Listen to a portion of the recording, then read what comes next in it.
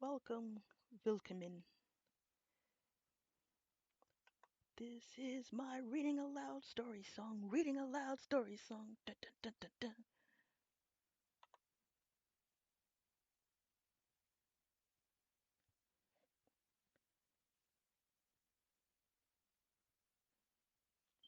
So we had a lot of technical problems yesterday. So we're going to start chapter 3 over again.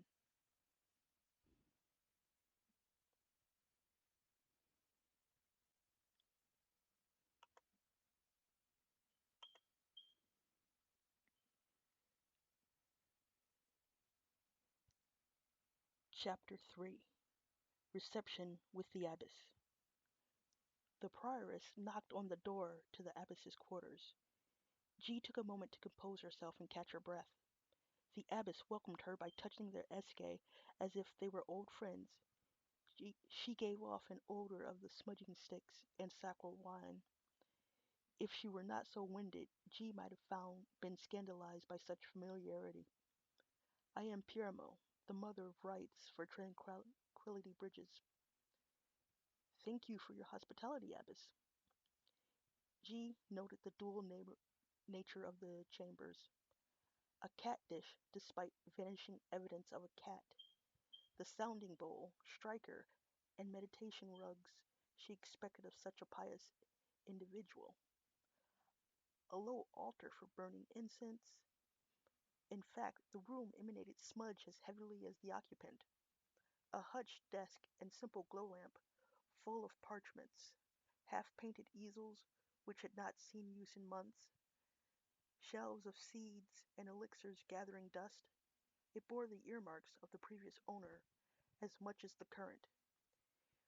Piermo must not have felt comfortable in her position yet. You are most welcome, my lady, Justicar. Please, call me Piermo. Please, I simply prefer Justicar. Jhee brushed at the cat hairs on her robes and sniffed a few times. She already felt her eyes watering and nose itching. Did she put her allergy medication in the items they brought from the yacht?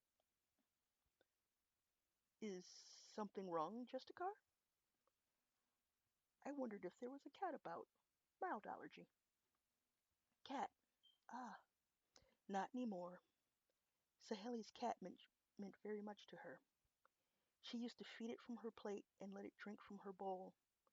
She pointed it constant, She painted it constantly and did it in all sorts of sculptures and reliefs.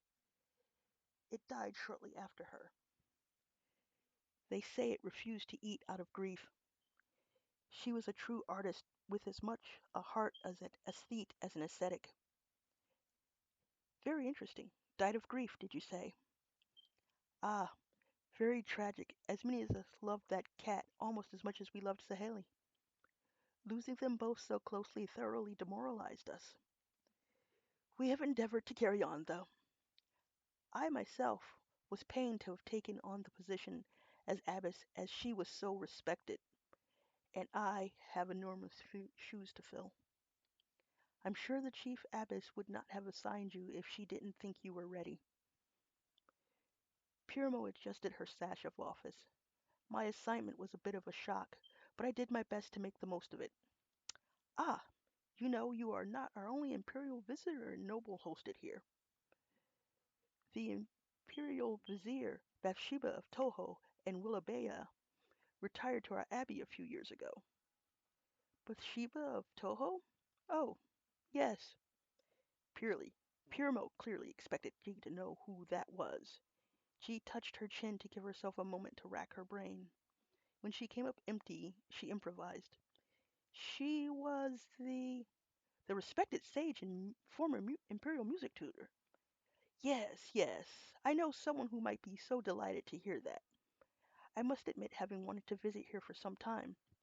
Between your seminars and empire-renowned reliquary and wines. The vizier works closely with our mistress of relics. Splendid! I may have corresponded with them regarding access to your archives. I was most saddened to hear of the passing of Saheli. Not the only tragedy you had of late. Firmo frowned and tucked her hands inside her robes. Yes, it has been unfortunate times. However, today have arrived on an auspicious day. It is the 100th anniversary of our residence here long after its sack by barbarians. The Abbey is celebrating our founding with a feast. The feast explains the commotion I've seen. I'd hate to have thought you went through such trouble for me. It's always our honor to welcome a noble servant of the Empire. Would that the weather were better. Hmm. Once the storm zone stabilizes, many issues are liable to address themselves. They say peace will return to the Blessed Isles once more. We will have nothing to fear from the barbarians. As the Maker's will, so shall it be. I've heard you had communications problems due to the storms. Pirmo adjusted her sash of office again. Low power communications are effectively nullified by the weather. That must explain why our initial hails were ignored. Ignored? That's Justicar's pardon for the discourtesy. Must have been one of our more inexperienced operators. The rest of us were dealing with the aftermath of the second tremor. I'd hoped to use your transmitter to establish some form of communications with the central authority. The prioress told me it requires a lot of power. Power? Just so, under the current conditions, we minimize its use, and even then, not until the twin suns are at their maximum height in the skies. Unless you have a pressing need, your best chance of getting a message out is to wait for the storm to break. Jhee thought of her conch full of case files. They kept this long. They could keep longer. Despite her reasoning to the prioress, she had no urgency in telling central authority about the damage her vessel did to an imperial treasure. No pressing need as of yet, mostly routine work. The tremors knocked a few of our systems offline and misaligned some of the solar sheets. I will inquire with the power management and facilities teams to see where we are with power storage and repairs. Perhaps we have enough power to power it for a few minutes at full sun. Thank you, Abbess. My honor, Justicar. As our most gracious host, please pardon my ignorance of what I and my household must do to be most gracious guests. Uh, we are a chaste order and ask guests to refrain from fraternization with the perspectives and the professed. Land meat is reserved for the sick or others with heavy protein requirements. Shore meat shall suffice. My household avoids raw land meat. Tracer mounts are fine if cooked. Philosophical or health related? Both. No need to enact protocols, though. Our kitchen complies with PASCO protocols and Blue Water certifications, Blue Water guidelines already. A few areas are prohibited to males, namely mineral springs nearest the temple sanctuary and sections of the archives. No doubt to protect them from arcane knowledge. We are not only a chaste order, many of us eschew all arcana. Did Jhee detect a sneer? A religious order founded by former combatants like Drakist adepts, to her mind would have been more accepting of ciphering, or at least the healing arts. Your restrictions on arcana surprise me. I thought the magnificent preservation of your choral edifice must be the result of arcane arts. How did you maintain its brilliant appearance without it? A secret lost art of those who originally built the Abbey. We bring in workers now and then to maintain it. More recently, the refugees have been doing the work in exchange for food. I did notice many idle people on your docks. Pirmo frowned. Refugees. A question about the stricture against the use of arcana here at Tranquility Bridge, if I may. I have been instructing my youngest consort in its use. As I'm unsure of how long we will be here, I wanted to know if there were provisions I could make to continue her instruction. The abbess looked thoughtful. There are several fields on the bluff. My consort's health is not the best. An arduous trek to the bluffs Maybe too much. I also worry about such an open location. Ah, yes, I see your point, and worry about the same within the walls. It is a vow. Many, especially the veterans, employed it in our secular life. We have chosen to dedicate ourselves to a life without it, which is sometimes easier in an environment without its constant use. It lessens the temptation. If you need privacy, there is a courtyard on the beach side. Access is controlled, only one gate, and walls are high enough with sharp spikes to discourage idle curiosity. Inform me of your practice times in advance. I'll make additional arrangements to keep the area clear. Thank you, Abbess. That would be most ideal. A whole courtyard. I am honored. The honor is mine. We are doing some renovations, and it goes largely unused except for a guest who exercises his bullhound there. We'll be starting the feast soon. You and your household simply must attend. You shall be hosted at my table.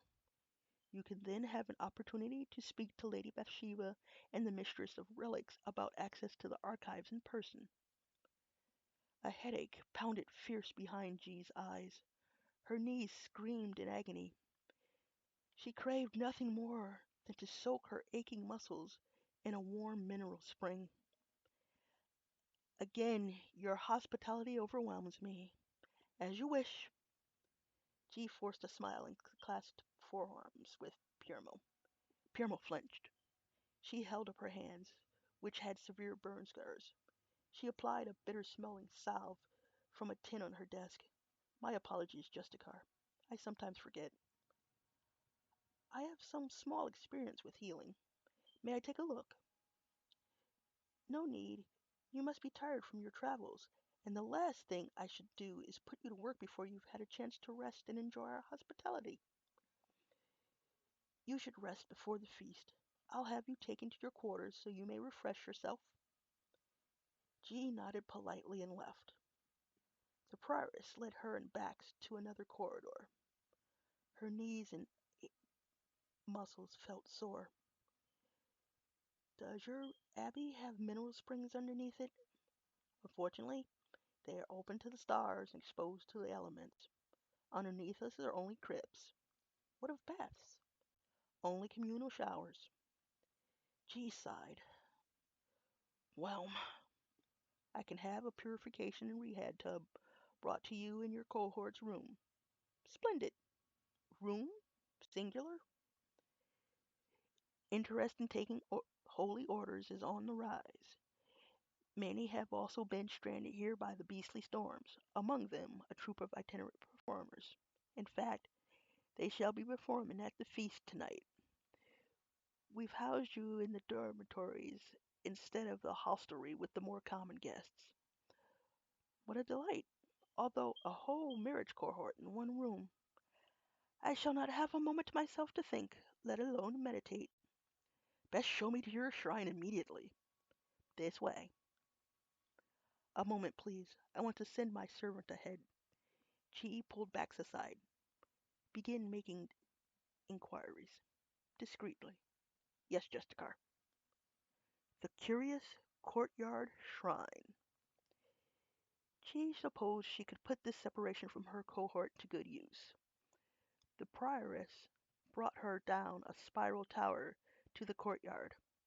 They emerged from the aperture door onto an exposed, rain-soaked grotto. Broad, First Maker's architraves stood in the center, without a bit of shelter for anyone who might use the pillars and basins under them for offerings. Though the perpetual flame and water feature were protected from the Wind Witch, who howled with as much ferocity as her sea sister. The rest of the grotto housed many and numerous representations of the makers and lesser makers. At one point, everyone claimed every ancestor or nature spirit to be a maker. This way, the prioress yelled. Here we are, the shrine. Please feel free to take as much time here as you need. I will. Thank you. The prioress directed her to a small, covered shrine off the main courtyard. This shrine did not contain quite so many effigies. 4 nooks, separated by columns, housed a basin and a pedestal. Being drakist, one held a physical carving of the double-shelled drakes wound about the blessed isles, consuming the others' tails. The sky pillar and basin on the left had an ever-burning candle. It provided the only light to the shrine, light which danced and leaped in partnerships with the shadows it cast. The alcove on the right had a small water feature on top of the earth pillar. A thin layer of gray-green algae lined the basin. Moss had been allowed to grow on the water feature itself. A pitcher of water, a striker, and incense were already present in the alcove. Rather than use those, Jhee gave of herself. She breathed on the ever-burning candle, breath and warmth. She pricked her finger and let one drop of blood fall into the water feature-filled basin. She also used a nail file on the tip of one of her claws over the basin. Flesh and blood. The last hollow, dark and full of stricken-out totems, venerated the unknown maker. She said a few quick prayers and touched her eska to the ground in supplication. Best not to draw too much attention from that one. Jhee performed a few obeisances to some of the lesser makers, then turned back to the main grotto. So many eyes upon her. She must make them proud. First of all, she must find some accommodation with Kanto. The situation as is could not stand. She hoped the nectar of tranquility bridges and the time off the boat would do Murray some good. That would be at least one pressure taken off her. This move to the capital had everything strained to the breaking, least of all her tenuous relationship with Kanto. She jingled a few geld coins before the drum-beating effigy of Futo, maker of music and fresh water, then bounced a few off his signature drumhead. Jhee knelt before the shrine. She prayed to her ancestors and the spirit of Miramar, Murray's mother. She placed her hand over the inner pocket where she kept her letter. So many remembrances. The last sight as Miramar and her daughter sailed away from their semi-reconciliation. Murray's tale of her mother standing defiantly on the beach with their singing home behind her. The final message Murray delivered to Jhee. Protect and honor my daughter. I will, old friend. I will. Jhee thought of poor Murray, so ill and tired all the time. Hopefully, some time on land and the Abbey's miraculous nectar would do the trick. The doctors had initially diagnosed it as fresh lung sickness. What happened when those from the saltier outer reaches moved to water with less salinity? There was, however, something else wrong. This did not seem to be the typical fresh lung disease. She seemed to get worse the longer they sailed. Jhee performed the last of her devotions to Pashko and Lachey for Murray's health. The prioress led her towards a different aperture. At the back of the grotto was a defaced wall carving of Toro, the war maker. The Toro which lent this isle its name. Most of the body had gone, with only the implements left to identify it. Scourge, quoit, dented shield, broken sword. A strong gust of wind tore the door from Jhee's grasp before she could close it after her. Jhee held onto her cloak and reached for the door. Just then, a lightning strike flashed. A silhouette, wearing an elaborate mask, embraced a naked, one-armed man from behind. Jhee pulled the door close. She thought better of what she had seen and opened it again. She raised an eyebrow. So much for the celibate life. She always assumed such a vow was much easier said than done. Allow me. The prioress tugged the door from Jhee's grasp before she could object.